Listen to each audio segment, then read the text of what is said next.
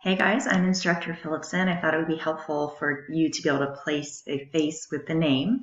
I wanted to share a couple of key tips with you for this course.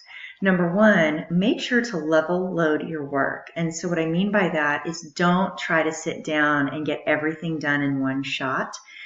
Most students who do that are unsuccessful in this course. So try to do at least a little bit every single day. It will help you not feel so overwhelmed. It will help you to perform better, and it will help you to remember more. We tend to remember beginnings and endings more than what's in the middle. So the more beginnings and endings you create, the more you're going to recall later on. Second, make sure that your posts are professional in nature. You never know who's going to see your post, and I would suggest that it's a good idea to make sure that every post that you make is something that you would be proud for a future employer to see.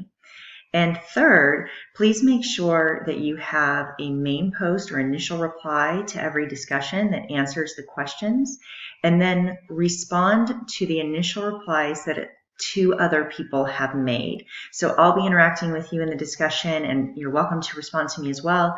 But remember that the grades for the discussion are based on your initial reply and then your responses to the initial replies made by others. If you have any questions about that, let me know. Have a great day.